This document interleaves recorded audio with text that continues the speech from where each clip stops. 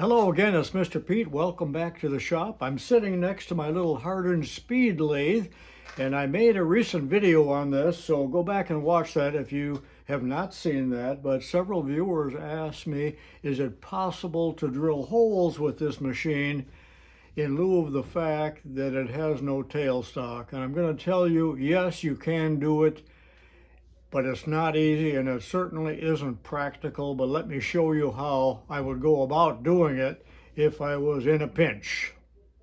Let's get to work. If you haven't watched this video, it may help you a little bit in terms of understanding what I'm doing here.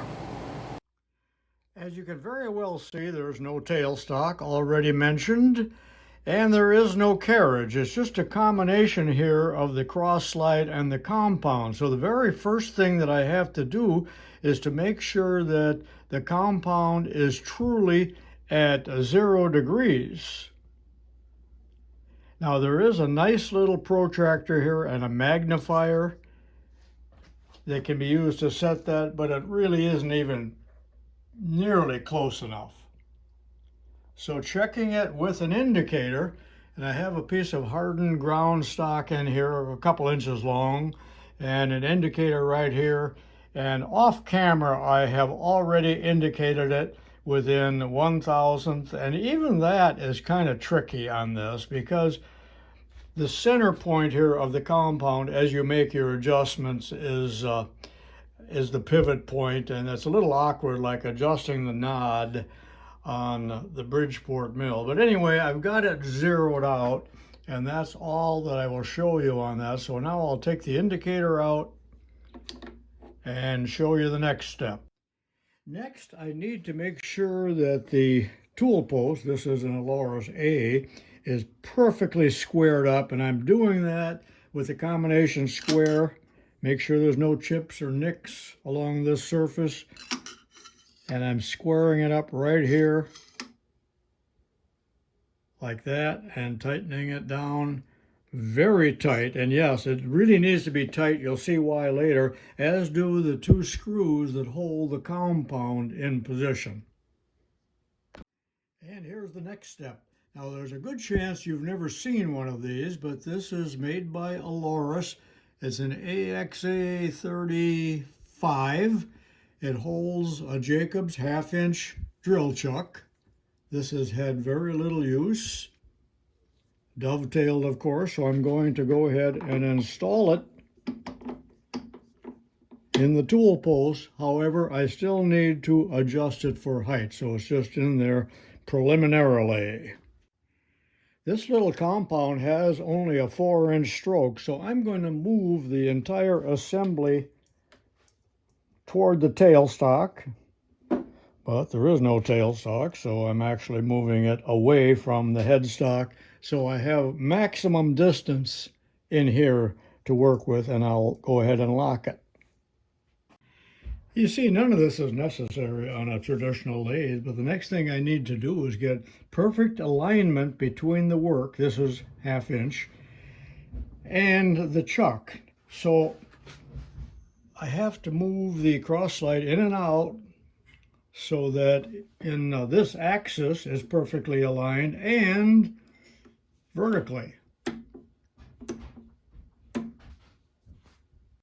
So by trial and error, I have it pretty well aligned. You can see that the chuck goes right over the work. So I have what I consider almost perfect height and location to and from the camera here.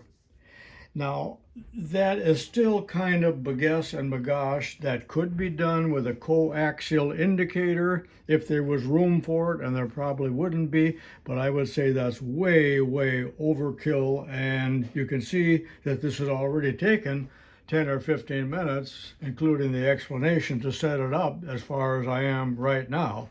And I will tighten the handle here.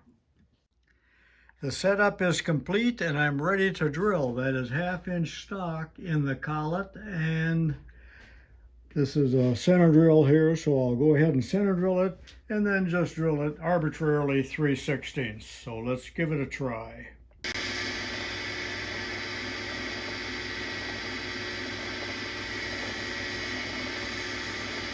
And it appears to be right on center.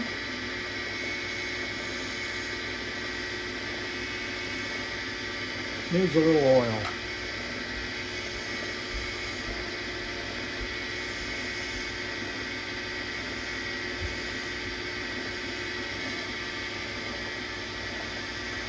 Since there's very little room in here, depending on what you're doing, I'm using stubby drill bits like this as opposed to regular jobber's length.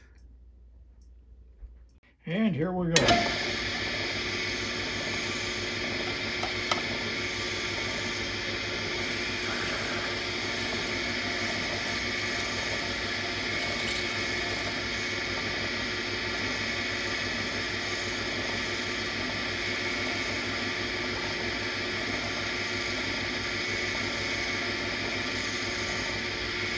And that's all there is to it, or I should say, it takes a lot to do this, as opposed to a regular little atlas.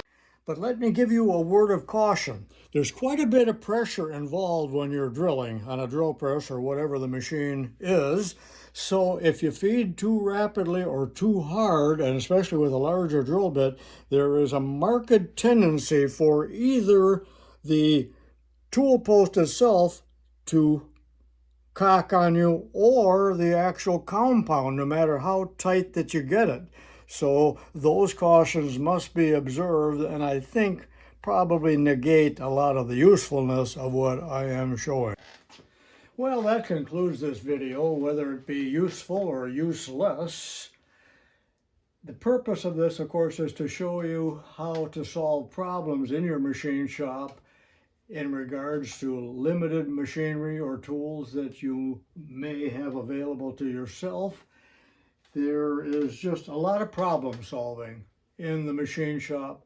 There is no one correct way to do many of the operations. So just take this under advisement. And this is Mr. Pete saying so long for now, and I'll see you next time.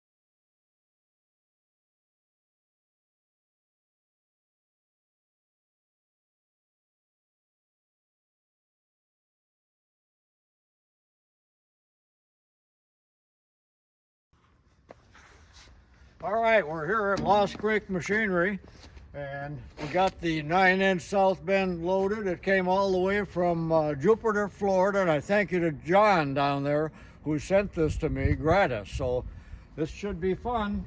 All I gotta do now is drive 20 miles home, and we'll unload it in my garage.